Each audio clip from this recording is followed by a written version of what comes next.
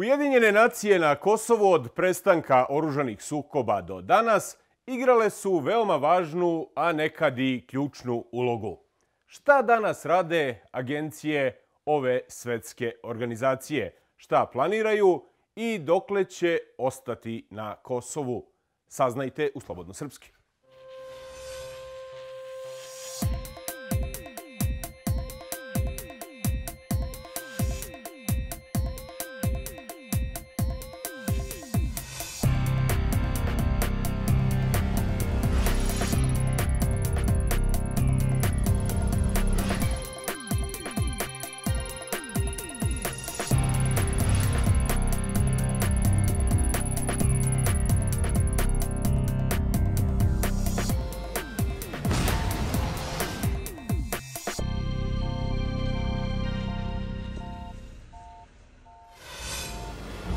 Gospođo Rikardson, dobrodošli u Slobodno Srpski. Thank you. Možda da krenemo upravo od pitanja iz najave emisije. Dokle će agencije i organizacije pod kapom Ujedinjenih nacija ostati ovdje na Kosovu? For the time being, we're about 15 agencies that work with programs and projects here in Kosovo, and for the time being, we're preparing our new five-year strategy. And we foresee that more or less all those agencies will have a role here in Kosovo in the 5 years to come. Aha, znači 5 godina je limit ili? No. It's just that we work with a 5-year strategy. We work in order to have sort of a more coherent engagement with the partners here in Kosovo. We develop with them a 5-year strategy, and we are now in our penultimate year of the current strategy. So we plan with 5 years, let's say, intervals, if you wish.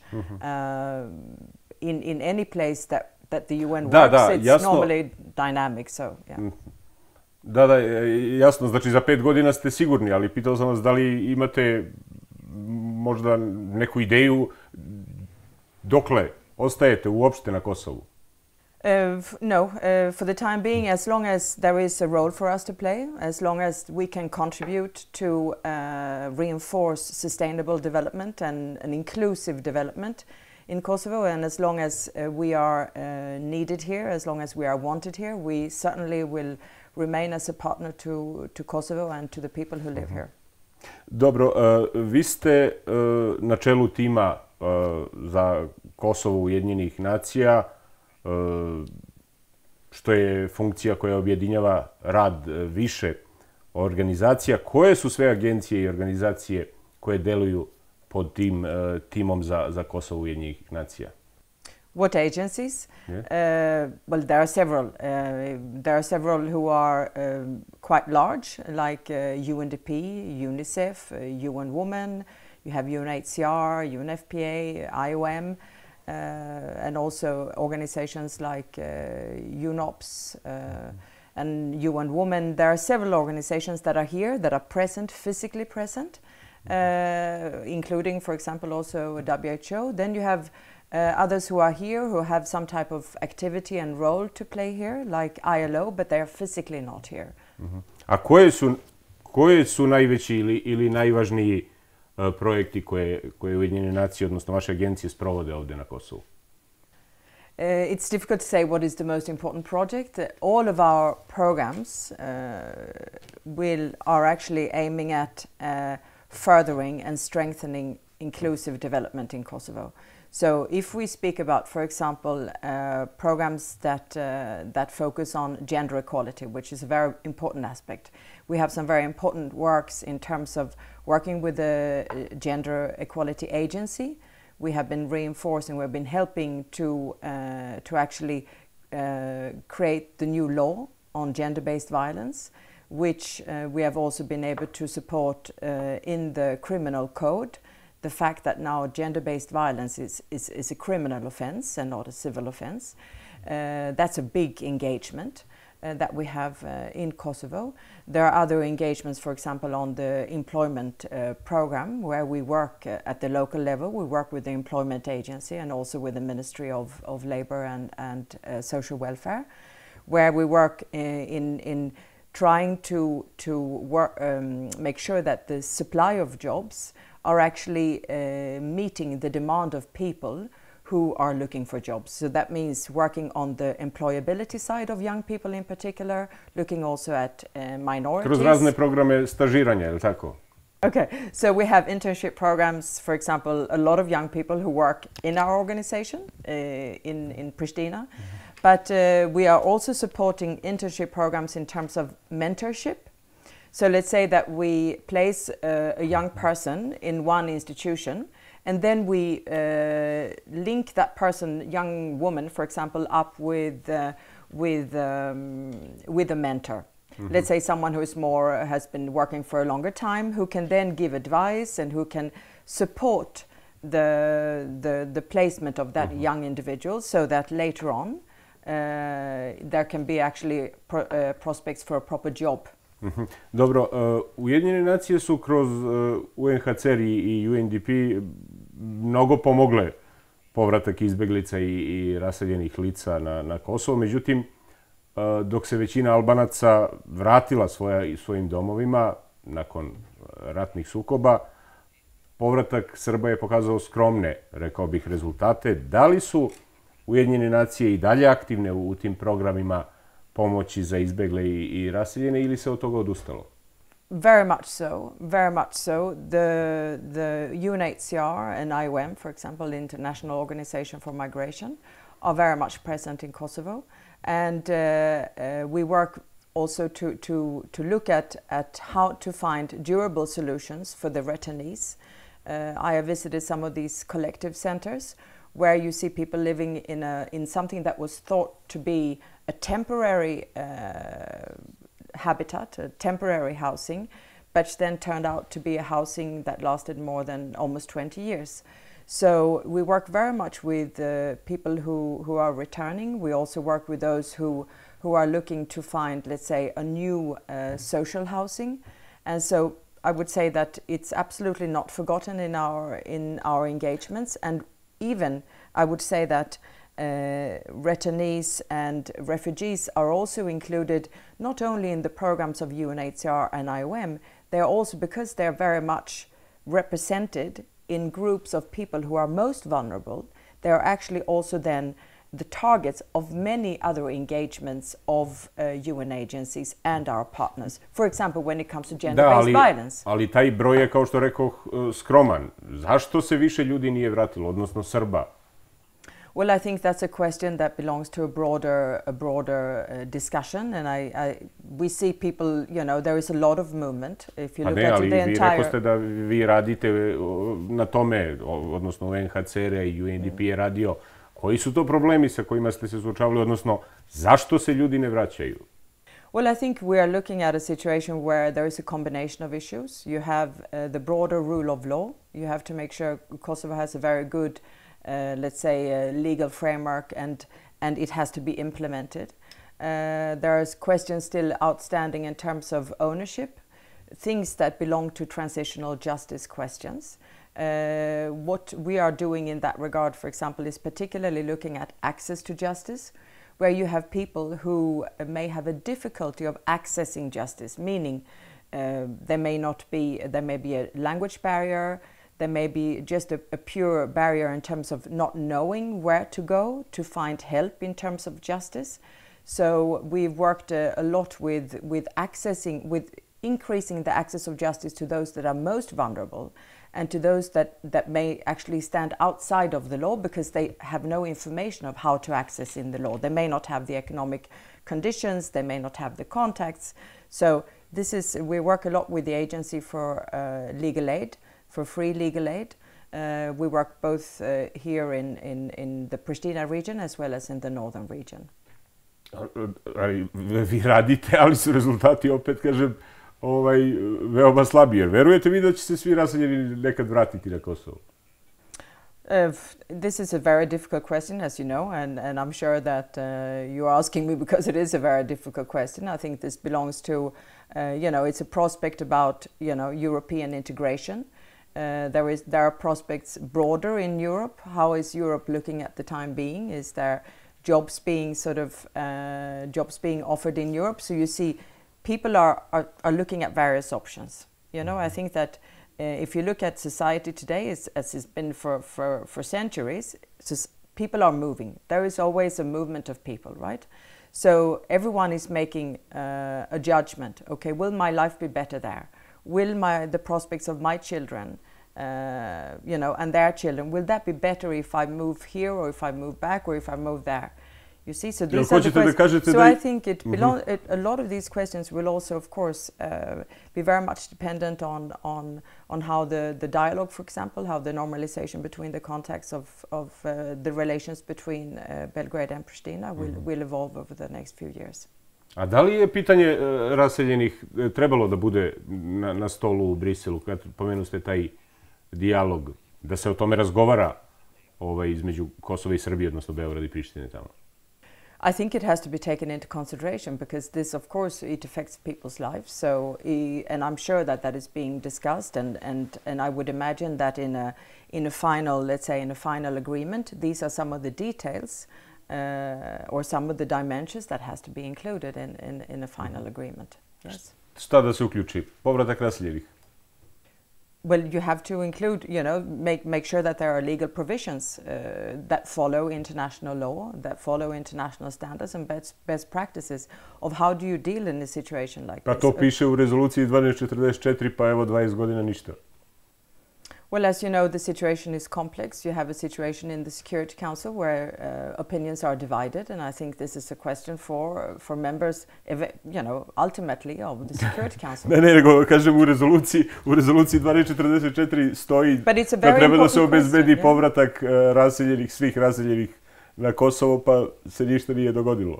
Zato kažem, kakve bi koristi bilo ako bi to stajalo i u ovom još jednom sporazumu? No, I don't think it's another word on another piece of paper. I think these are very. It's highly political, and as I said, it is eventually member states who look at these discussions, and particularly the Security Council. Šta je politička stvar, gospođo Rikardson, da se ljudi vrate svojim domovima? Zar to nije osnovno ljudsko pravo da svako može da živi u svojoj kući, na svojoj imovini? Kakve veze ima politika s tim? Well, so again, it has to be integrated in a final agreement that everyone looks forward to, and that is legally binding, and that is mutually acceptable. And we hope that will not mean that it will last another 10 years before a resolution or before a resolution of the situation is found. I think there is an urgency. There is both an urgency that it takes place. There is also the whole priority now of making it more comprehensive, right?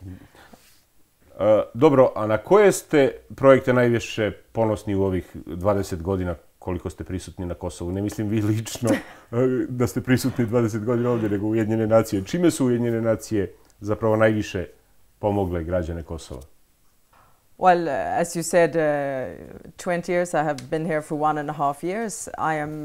I'm very proud of what the United Nations family is doing in Kosovo. I think we have an excellent cooperation with a whole wide range of partners at central level, at local level, as well as with our international partners. So I'm very proud in general of how we work and what we work on in Kosovo. I mentioned before the change in the let's say the legal framework to make it, for example, in the area of gender equality, in the area of gender-based violence, how to really make sure that is now considered a crime and not sort of a personal family matter. That is one big achievement, which is quite transformational for a society. Another big achievement is, of course, we have the new child protection law, which again provides for a much more comprehensive protection of children and ensuring that they have access to the rights that are stipulated, for example, in the International Convention. Dobro, ali ne donosite vi zakone donosi Skupština Kosova. Šta je tu vaš uspeh? No, we are not a legislative body, but we work with the legal actors. We work with judiciary. Da, ali ja sam vas pitao za najveće uspehe, odnosno na šta je ono najvažnije što su Ujedinjene nacije uradile, na šta ste najviše ponosni u ovih 20 godina? Well, I think those are the things that I'm very proud of. Other things, for example, again, I mentioned we have the whole issue around youth participation. There is a UN Youth Assembly that is meeting and that is gathering young people, providing a space for young people to engage and to talk. There is a lot of again, other types of platforms like the Podium, the Upshift, which is also spearheading a lot this creation of space for young people to engage and find a channel to actually express their voices and be able to contribute to change much more. Jel ste aktivni u opštinama sa srpskom većinom ovdje na Kosovu? We work in all municipalities in Kosovo. We work also both in the south and in the north. We have. Ali imate neke specifične projekte koji se odnose na srpsku zajednicu konkretno? We have a lot of projects actually are geared towards this economic empowerment, meaning how to, for example, support in Strepse, for example, we have the social enterprise where local women come together, use the agricultural production to do more agro-business that then provide for an income that is particularly geared to those that are, let's say, most economically vulnerable in that particular area. We have in the northern region, we work a lot again on legal aid to make sure that both the backlog of cases are being diminished, but also that we support, for example, the inclusion of access to justice, as I mentioned before, in terms of making sure that there is legislation, translation, so that actually the justice is more accessible to those that, again, that are most excluded. Also, we've been working a lot on juvenile justice to look at how actually children in contact with the law and young people in contact with the law, how that can be more following, let's say, international sort of norms and standards. Dobro, i kako ocenjujete tu saradnju sa lokalnim stanovništvom i gdje vas više vole, da tako kažem, na severu ili na jugu?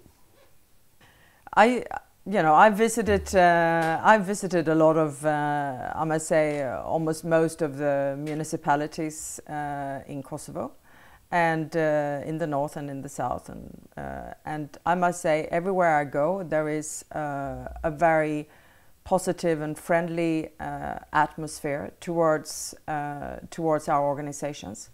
I think that there is a genuine understanding that we, as the UN family, in our various shapes and forms, are present in Kosovo with a focus on people. And that our focus on people is really to make sure that those that are most vulnerable, that are most either left behind when it comes to economic growth or when it comes to prosperity, that those have a better opportunity to actually be integrated. But also those that are at the risk of being left behind. Let's say young people who come out of school, but they don't see any prospects for a new job. How can we assist in that? So I think everywhere I come, I find a very positive atmosphere for our partnership, yes. Dobro, sad idemo do naših građana da to i proverimo. Dakle, njih smo pitali u Prištini, Severnoj Mitrovici i Gračanici, šta mislite o Ujedinjenim nacijama na Kosovu? Mislim da Ujedinjene nacija se zalaže za mir u celoj Evrope, ne samo u Kosovu ovdje. A zato se zalaže. Treba da budu angažovani i da se više češće pojavljuju, da više i bolje donose odluke, one koje treba da donose, da budu pravedni, jedino pravedni. Zato su i zovu Ujedinjene nacije, da sve nacije tu budu i da sve nacije i te nacije poštuju i ovu naciju. Kolika god da je ona, ili veličinski, ili manjinski, ili svejedno. Da vam kažem iskreno, mnogo smo očekivali od njih, međutim, do sada nisu dokazali za ono šta su došli. Moje mišljenje je to da Ujedinjena nacija na Kosovu nije sprovedio pravne politike, prema tome i kriza se pojavila napred i druge problemi koji ima ovoj zemlji. Pa oni su lideri u svemu. Podeljene su mišljenja Oni kreiraju svet. Mislim da će biti povoljno za nas sve. Pa slušaj, kad te oslobodi neki treba da slušamo njega. Nama su oslobodili Ujedinjenih nacija, treba da ih čuvamo, treba da ih slušamo, treba sve dok oni kaže dosta sad. Šta mislimo? Dok postoji Amerika, ovdje mira u svijetu nema. Pa pravo da vam kažem, ja mislim da više ne sprovode ono za što su došli. Jer ja sam sa južnog dela, otuda, tamo stan imam i sve, evo 20 godina ne mogu ništa da uradim. Ništa dobro. Zašto? Zato što nisu ništa doneli konkretno lepo, nešto pozitivno. Ujedinjene nacije su doneli rezoluciju 1244 koja se ne sprovodi u celosti. Pa ono vrše svoj zadatak i misiju. Koji? Misiju mira. Pa ja mislim da bez njih da bi bilo još gore. Koliko toliko, ipak meni se čini da su Ujedinjene nacije ipak mala sigurnost za Srbe. Ne velika, ali dovoljno da se osjećamo malo sigurnije. Pa Ujedinjene nacije imali su neke dobre stvari, neke loše stvari. Šta? Pa, na primjer, oni nisu doterali svoj posao do kraja. Kasno možemo da razmišljamo o Ujedinjenim nacijama. Ujedinjene nacije nisu priznate na Kosovo od strane srpske zajednice od kada su došle. Sve do 2012-13. godine kada je došla ova vlast. Onda su prihvatili Ujedinjene nacije, ali je kasno. Dobro, gospođo Rikardson, evo čuli smo šta kažu naši građani. Bilo je tu različitih odgovora, ali uglavnom čini mi se da su građani mnogo više očekivali od vas. Pa imali smo, neki kažu da ne sprovodite ono za što ste došli, niste doneli ništa pozitivno. Naravno ima i onih koji kažu da bi bez UN-a ovdje bilo još gore. Šta kažete na ovo što smo vidjeli i čuli? Well, I respect a lot the views of the people that we saw here. I think you had an interesting, let's say, selection. They were all men except one woman, and also the age was not representative of the population of Kosovo. Kosovo has a very youthful population, right? But I take that very serious, the feedback that they had. But I think you could next time think of asking young people, also more women, so that you have a representation of society as a whole. But I thought what they said is important. That is probably the view of the UN anywhere. The UN we work quite often at policy level. So what I mentioned before, for example, on the new youth policy, we are very much engaged. We've been engaged in policies that affect social protection, but also that affect public health, for example. So that is not so very much seen for people, right? It's not as if you would see in a place where you have, in a least developed country, for example. The United Nations is much more in the field to carry out services. But here, social services are done by local institutions. So this is not our main role here.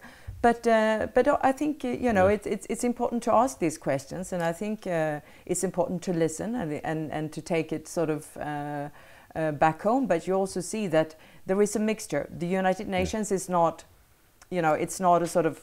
The United Nations have various pillars, if you wish. You have the whole political part of the United Nations, right? And then you have the peacekeeping part of the United Nations, and then you have the development system of the United Nations. Of course, we have very much horizontal contacts, and with the reform that the Secretary General instituted very recently, we have to work much more horizontally, much more in coherence.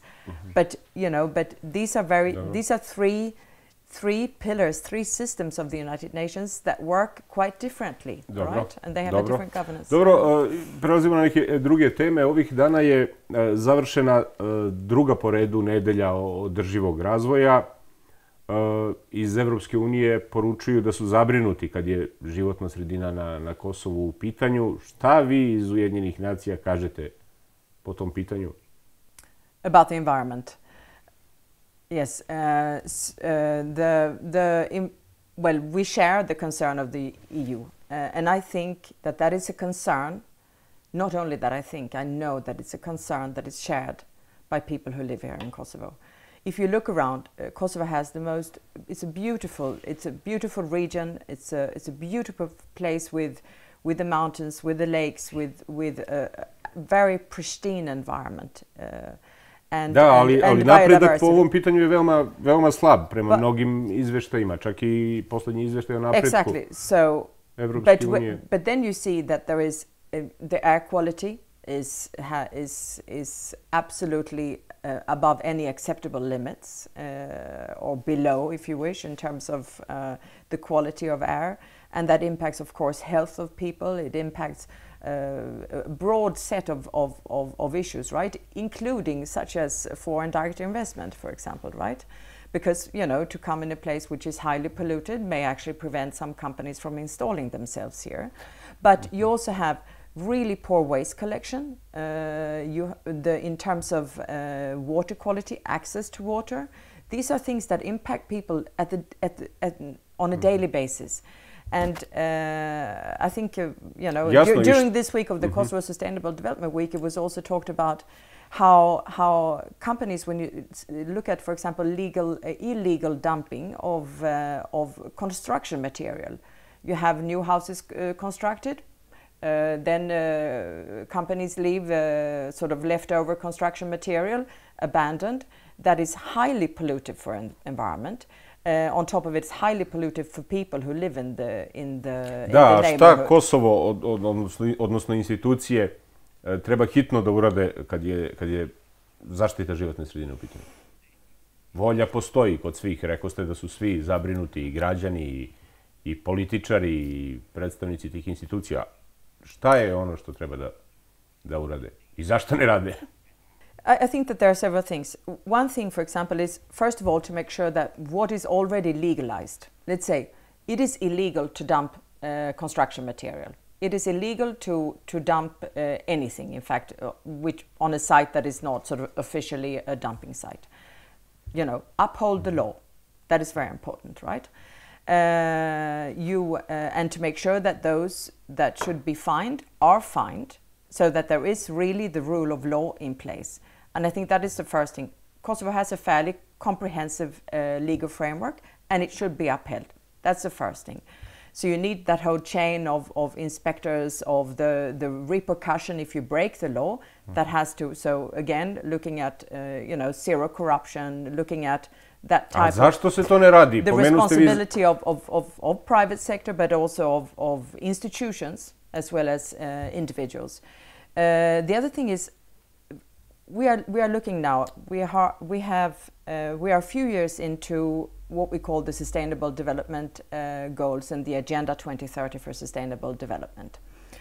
When you talk about sustainable development, and there was a realization. You may have heard there were big meetings happening. For example, the Earth Summit in Rio de Janeiro, where you could clearly see that the economic model that we've been running for the last 20 years have not worked. It has left people behind to a much greater extent than we have seen before.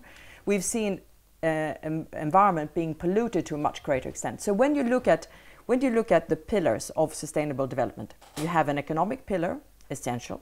You have a social pillar, equally essential, and you have the environmental pillar, equally essential.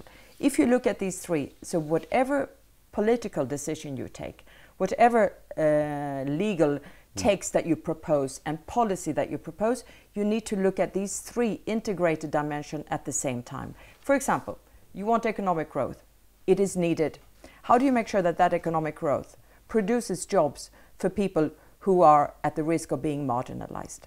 How do you make sure that the economic growth does not happen at the expense of environment, right? Because then you're biting yourself in the foot. A sve je to jasno, i zakoni su, kao što rekoste, dobri, moderni, evropski. Well, it's not so clear. No, it's not so clear, because your question is, what should, and it's not only Kosovo. There are, I think, governments all over the world are realizing that that it's not so obvious. Very often you say, well, we can't deal with environment because we don't have that luxury. We right now are dealing with unemployment, we're dealing with social exclusion, or we need to increase our economic growth.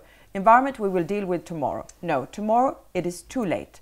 You need to deal with environment while you look at economic growth, while you look at social inclusion. That needs to be part of the equation when you build the foundations for sustainable development. Pa to sam zapravo hteo da vas pitam, koliko je svest o tome i koliko je životna sredina zapravo prioritet Kosovu, ljudima na Kosovu, institucijama? I think it needs to be much better integrated in the minds of decision makers.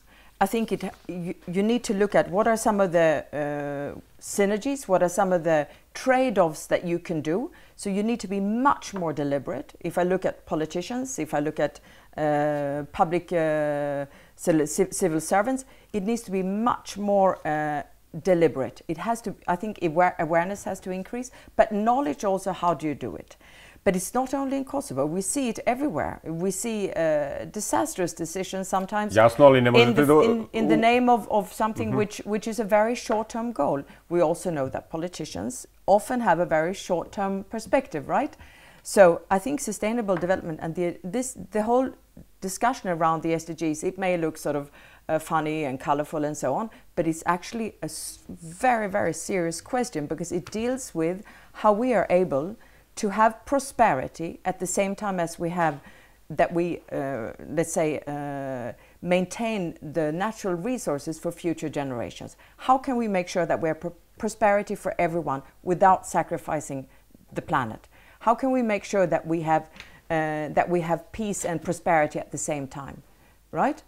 Dobro, nećemo više o životnoj sredini. Kada je ovde pre 20 godina prestalo, da tako kažem, da se puca, međunarodna zajednica je objavila početak multietničkog, demokratskog društva, ravnopravnih građana. Ovde ste vi oko godinu i po dana, kako rekao ste, kako bi ocenili stanje demokratije na Kosovu? Kako je na papiru, a kako u svakodnevnom životu, odnosno u praksi? I think a lot of the questions that we talked about relate to the level of democracy, meaning what is the space for people to join in, to impact the governance, to impact decisions. And Kosovo, as you look at it in terms of what young people are saying, they are saying that there is not enough space for them to actually impact decisions. Not enough space for young women in particular. If you look at for example, politicians, the parliament is doing fairly well in terms of a little bit more than 20% of women in parliament. But if you look at the politicians, again, this gender parity, which means that not everyone in society has the space to express his or her opinion, and by that be able to impact decisions that are taken. And democracy has to be nurtured. You have to always watch out for democracy. We see it. If you look around, you're well read, you know how places who seemingly can go quickly to democracy, but then you have to watch it, you have to take care of it. It's vulnerable. Democracy has to be nurtured. You have to have a space where people engage. It means it has to be information coming, true information. It has to be transparent decisions so that people can engage. If decisions are not transparent, people will have a difficulty engaging. Kakvi su trendovi iz godine u godinu? Da li i u čemu Kosovo napreduje, a u čemu, da tako kažem, stoji u mestu? Vi radite, vaša agencija, Program za razvoj Ujedinjenih nacija, radi često istraživanja, puls javnosti, odnosno svake godine to sprovodite.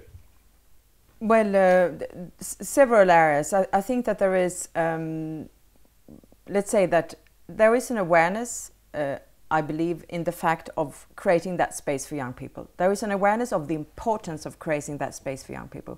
We have, for example, a program with various agencies on creating space for young people from various communities, meaning Kosovo Albanian, Kosovo Serbian, but also young people from the Roma, Ashgali, Egyptian and the Turkish communities to come together and actually express their voices collectively on areas of common interest. For example, jobs.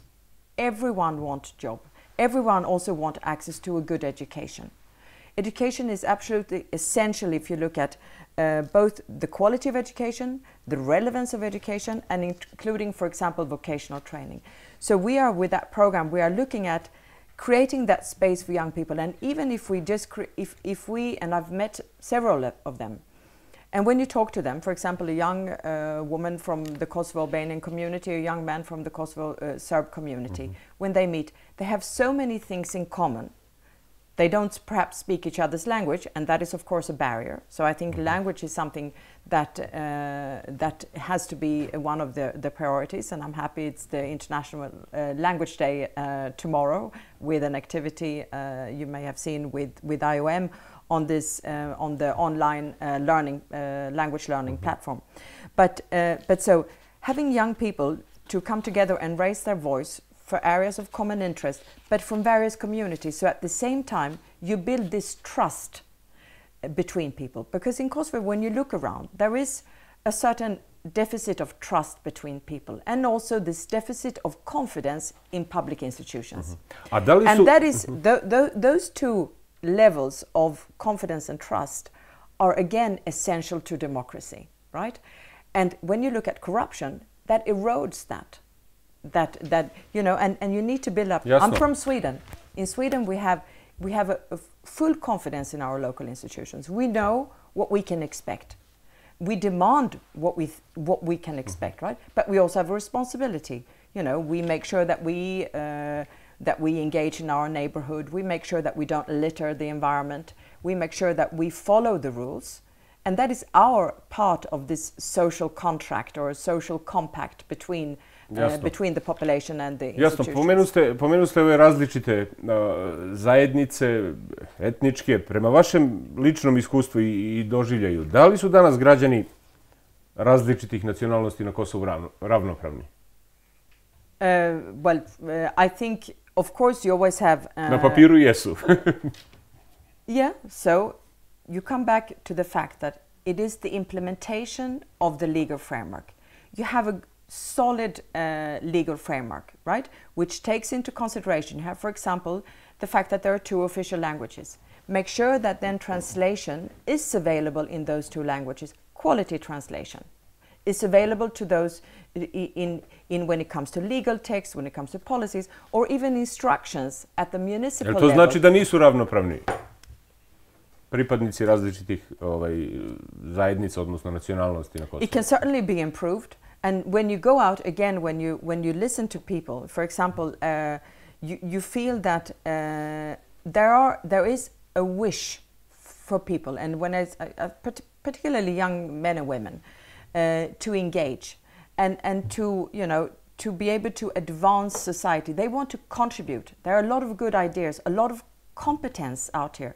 Kosovo has an enormously engaging, competent and very sort of potential youth. Sve je to u redu, ali ja vas pitam nešto drugo. Vi sad odete tamo u Švedsku kod vas i neko vas pita, ko ne poznaje Kosovo, da li su tamo ravnopravni ljudi, Srbi, Albanci, Romi, Aškali i Egipćani? Šta ćete da mu kažete?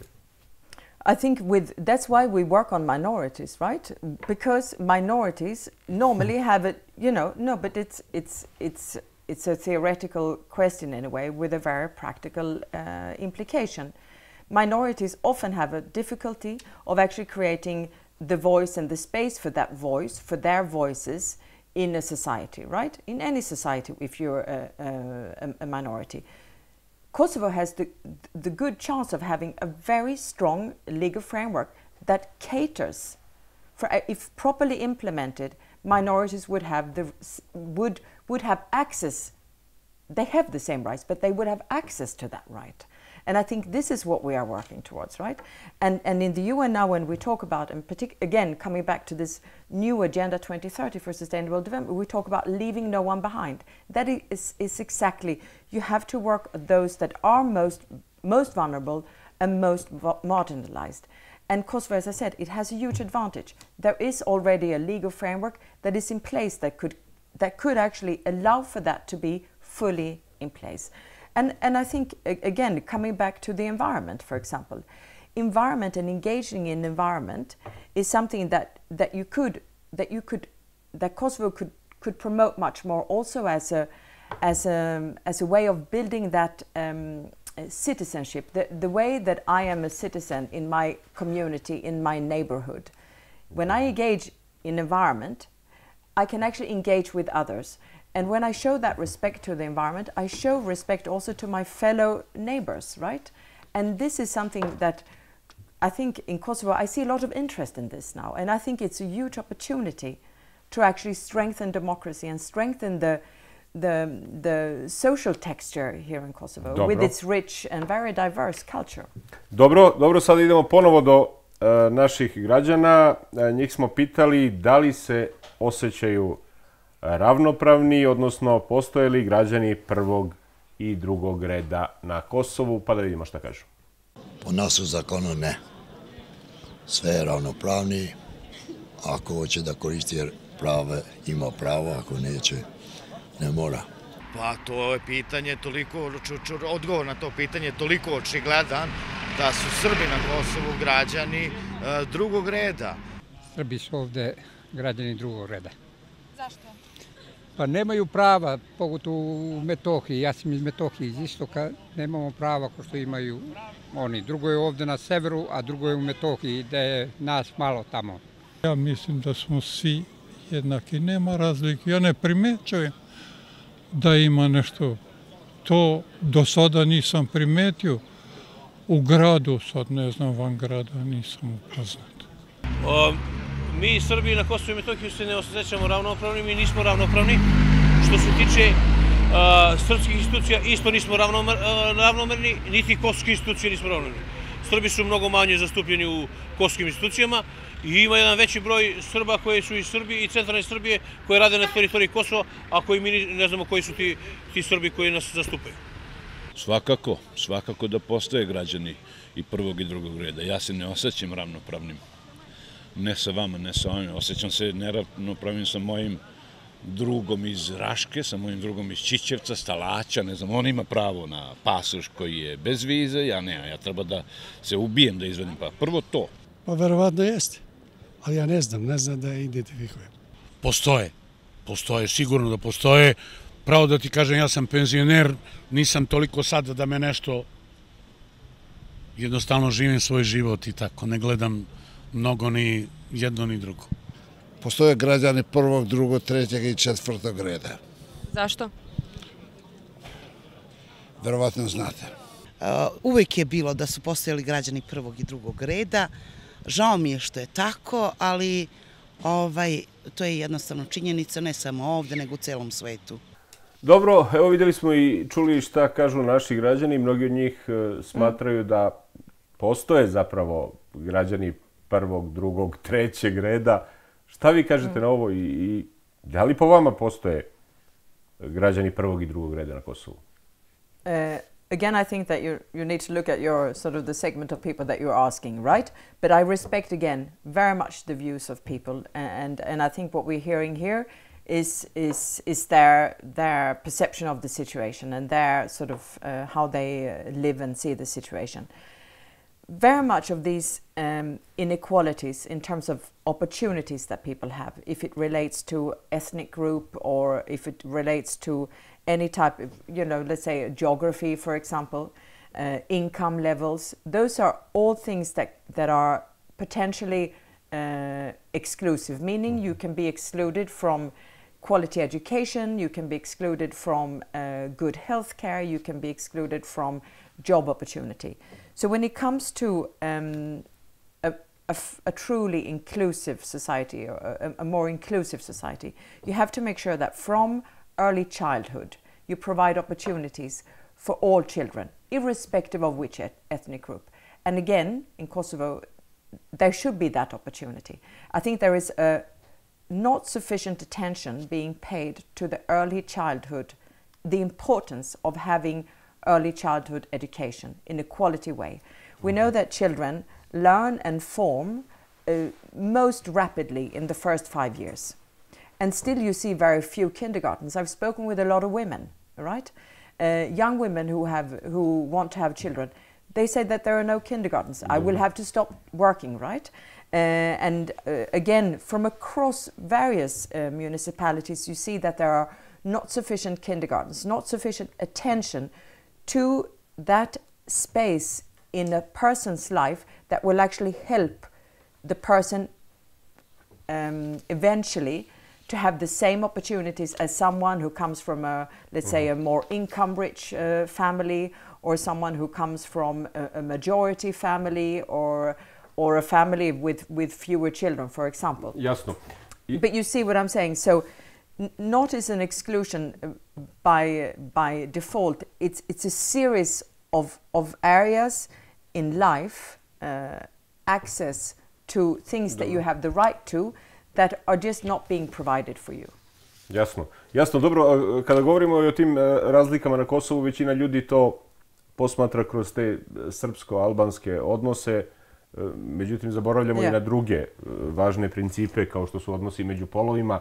Malo ste i govorili o tome, međutim koliko su žene zapravo generalno ravnopravne sa muškarcima?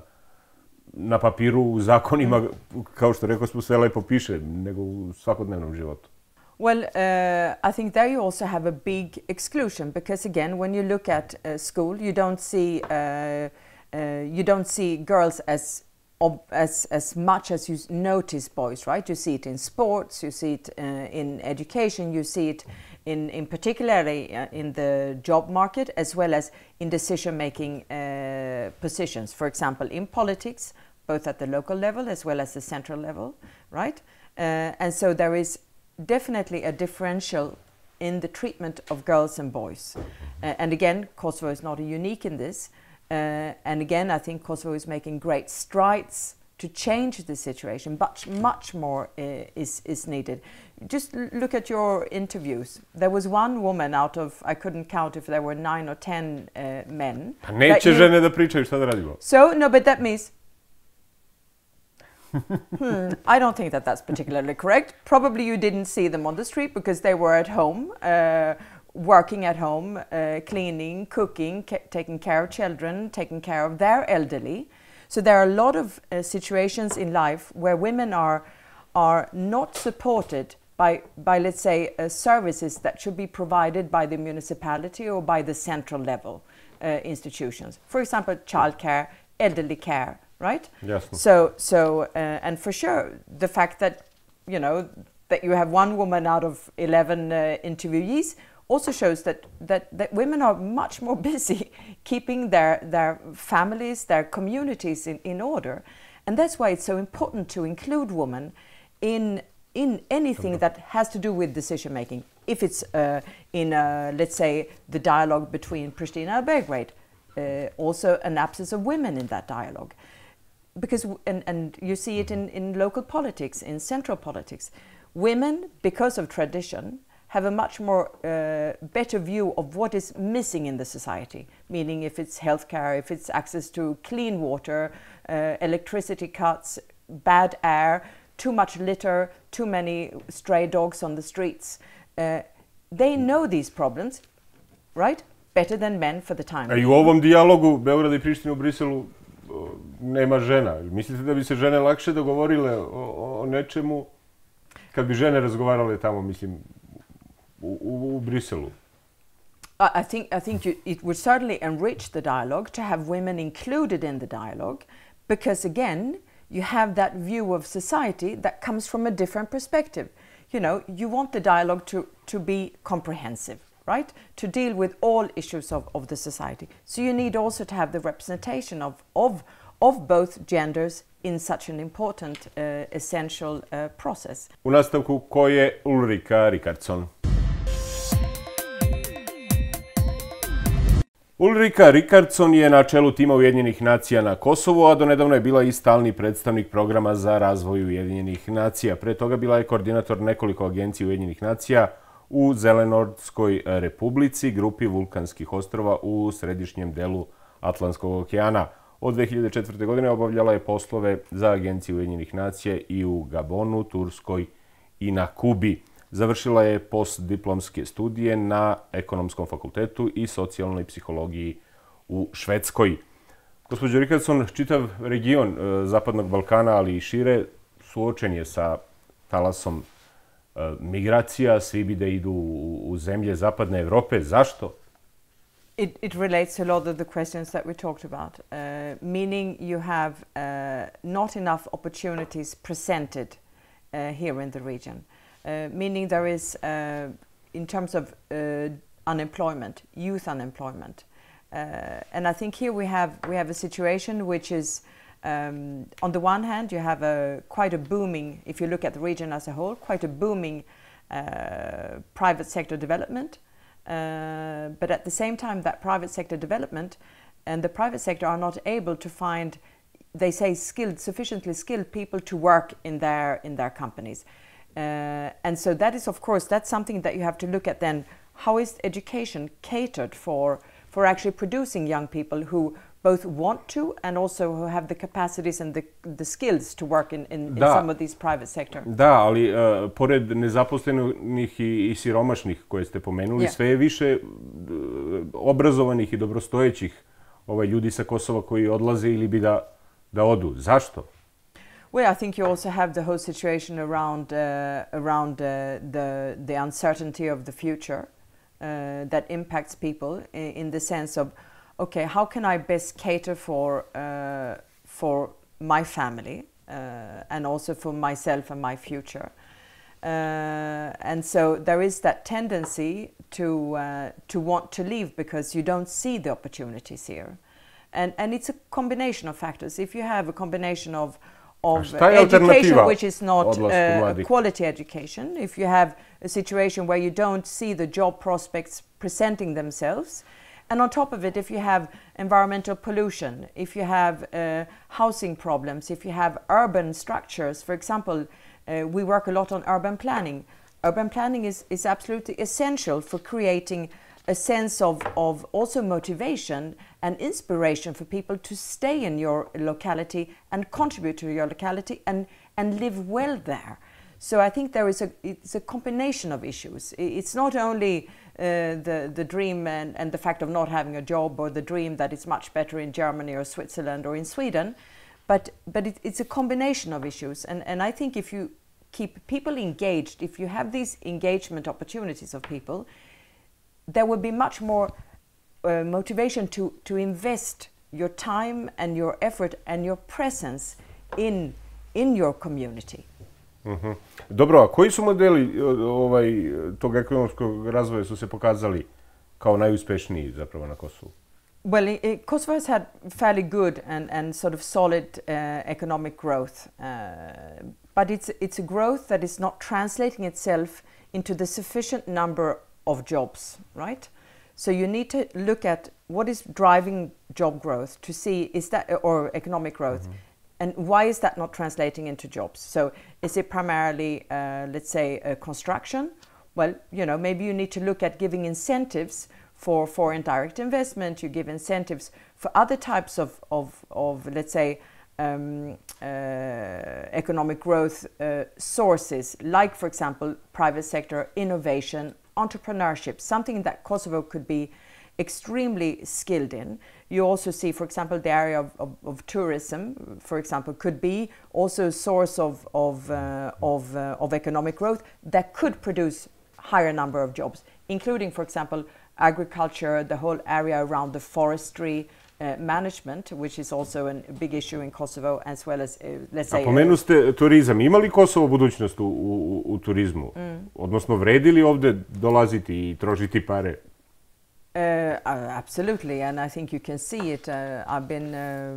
I was spending my Christmas and the New Year here in Kosovo. I saw a lot of tourists coming when I was doing some of the snowshoeing in the beautiful Shire Mountains, and I've seen it in the summer with all the beautiful festivals and really high quality festivals like the Dokufest, like the Anibar.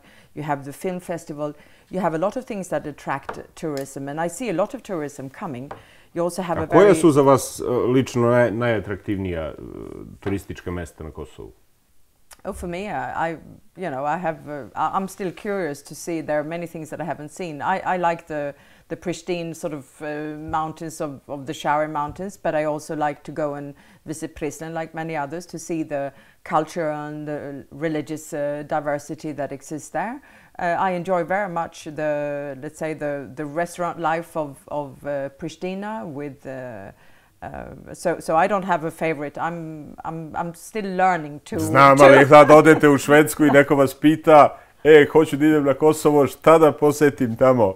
Šta je najatraktivnije za turiste? Šta ne smem da propustim da ne vidim? I had friends coming, I had family coming, my son. We went to Prizren to see. Prizren is I think it's a beautiful part of Pristina, or Kosovo, which has that multicultural richness that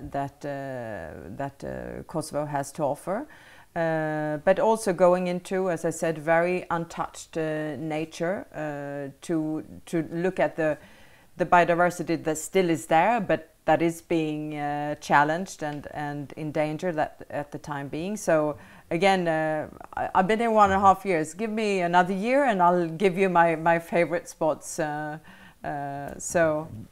Dobro, evo stigo smo i do kraja. U poređenju sa drugim zemljama gde ste radili i živeli, kako ocenjujete kosovsku gastronomiju? Ima li neko tradicionalno jelo koje posebno volite ovde, koje se možda može tretirati i kao ta nematerijalna kulturna baština, odnosno zaostavština? Mislim, ćevapi, ćufte, ajvar, flija. Jel ste probali nešto od toga? I eat it every day. For me, I make my philosophy is I come to a place, I eat what is the local food.